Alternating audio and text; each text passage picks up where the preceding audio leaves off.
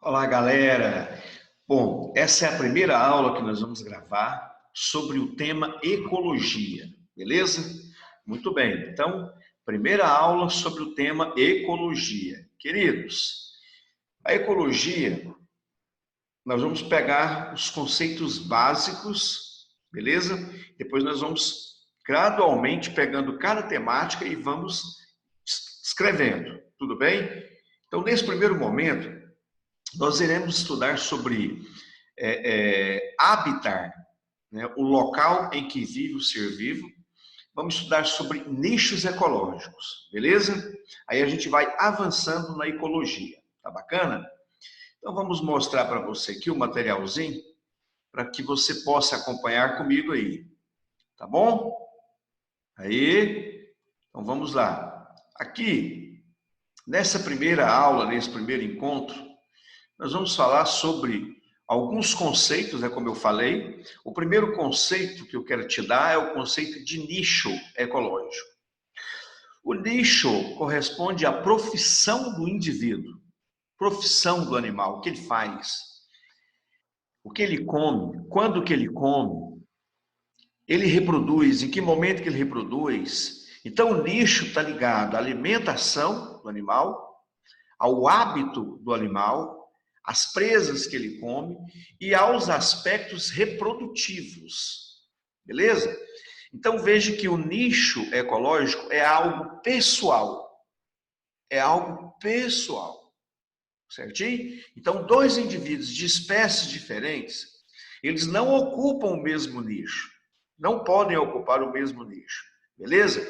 Agora, pode ocorrer de os indivíduos de espécies diferentes gostarem de algumas coisas semelhantes. Beleza?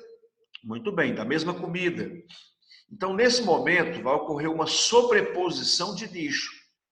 Aí, nesse instante, pode ocorrer competição. Tudo bem? Vou mostrar isso para vocês, tá? Beleza. O segundo conceito é o conceito de habitat. Escreve habitat, mas a pronúncia é habitat. Habitat corresponde ao quê? Ao local onde vive o indivíduo, onde ele passa a maior parte do tempo. Eu chamo de habitat, beleza? Então veja a diferença de habitat para nicho. Olha aí, ó, o habitat é o local que o cara vive, onde ele esconde. Tudo bem? Então, se eu quero pesquisar sobre um anfíbio, eu preciso saber onde é o habitat dele, para eu ter mais chance de encontrá-lo. Porque lá é onde se tem a maior probabilidade de encontrá-lo. Tudo bem? Então, atenção. Tem um biólogo americano que ele diz o seguinte, que o habitat é a casa do indivíduo. Tudo bem? E o nicho é a profissão. Então, isso seria um segundo conceito. O habitat é a casa. E o nicho, a profissão. Bacana? Beleza? Muito bem, vamos seguir. Aqui, para que você possa observar, pode ocorrer sobreposição. Tá vendo aqui o antílope? Olha aí, ó, o leão, o guepardo, o leopardo pode querer a mesma presa. Tá vendo? Então isso gera uma sobreposição. Se tiver sobreposição, vai ter o quê? Competição. Como são de espécies diferentes, a competição é interespecífica, espécies diferentes. Tudo bem? Quando for da mesma espécie, aí é intraespecífica. Tá ok? Então, nesse caso aqui, ó, quem vai comer o mais forte? Ele tende a sobressair em relação aos outros. Tudo bem? Bom, essa sobreposição de nicho pode ser pelo alimento, tá vendo? Pode ser pela luz, pode ser por nutrientes, pode ser por território. Então, isso é muito importante, né? Por exemplo, na Amazônia, floresta amazônica, uma árvore nova, ela tem dificuldade de crescer. Por quê? Porque não tem luz para ela. Ela só vai pegar luz se ela chegar nas alturas.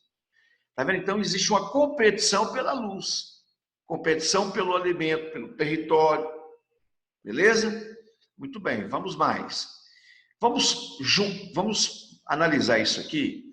Né? O princípio de Gauss, desenvolvido pelo cientista russo Georgy Frantsevich Gauss. Esse cientista, ele desenvolveu o princípio da exclusão competitiva. O que ele fez? Ele pegou duas espécies diferentes. Ele trabalhou com paramécium, o Paramecium aurelia e o Paramecium caudatum, dois protozoários. Ele colocou os dois paramécios em dois diferentes tubos, beleza? E aí ele colocou os dois tubos, ele colocou os mesmos alimentos e foram mantidos as mesmas situações, as mesmas condições. Tudo bem? Beleza. Aí ele analisou a população dos dois paramécios e ele mostrou que o gráfico, né? A densidade do Paramecium aurelia foi maior do que o caudatum. Tudo bem? Qual foi a conclusão tirada por ele? Olha lá. As duas populações cresceram normalmente e atingiram o equilíbrio após um determinado tempo. Ok? E ele constatou que o Paramecium aurelia se adaptou melhor. Por quê? Porque a densidade populacional dele foi maior. Se adaptou melhor ao alimento. Tudo bem? Aí ele veio e colocou os dois no mesmo tubo de ensaio, nas mesmas condições. E aí olha o que aconteceu. Passados 20 dias aproximados, né, ele percebeu que a população do Paramecium aurelia se adaptou maior, manteve-se. E a população do Paramecium caudatum começou a crescer e logo em seguida entrou em extinção. Então, olha o que aconteceu aqui, ó. O princípio da exclusão competitiva. Quem se adaptou melhor, cresceu mais, produziu mais. E aquele que se adaptou menos, entrou em extinção. Aí, ó. Como apresenta os nichos muito parecidos, houve uma competição e a população de aurelia sobreviveu, porque é mais eficiente na captura do alimento. Ok? Então, foi criada uma observação para isso aqui, ó. Dois indivíduos de espécies diferentes não podem ocupar o mesmo nicho. Se isso acontecer, haverá competição e um vai sobressair e o outro vai entrar em extinção. Beleza? Princípio de Gauss, ou princípio da exclusão competitiva. Olha, queridos, isso aqui é muito cobrado nos vestibulares, tudo bem? E aí, só para você entender, né, eu coloquei aqui um exercício da Unicamp, para que você possa analisar dentro do princípio de Gauss. Vou resolver com vocês, ó. O gráfico da figura 1 mostra a distribuição de três esquilos que vivem nas mesmas árvores de uma floresta. E o da figura 2 mostra os alimentos preferidos por eles. Aqui, figura 2, os alimentos. Figura 1, a adaptação dos esquilos, espécie 1, 2 e 3, as três espécies, certo? Adaptadas aí nas árvores da região. Beleza? Muito bem. Então, analisando a questão A. Com base nas informações fornecidas pelas figuras, dê dois motivos que expliquem por que as três espécies podem coexistir no mesmo ambiente. Muito bem. Qual é o ambiente? Elas estão nas mesmas árvores de uma floresta. Tudo bem? Então, olha lá. Aqui, ó. Número de vezes que foram visualizadas as espécies. De 0 a 20 vezes, de 0 a 20, de 0 a 40 vezes. Bom, a localização das espécies. Aqui, ó. Esse primeiro grupo aqui está localizado no solo. Dá uma olhada.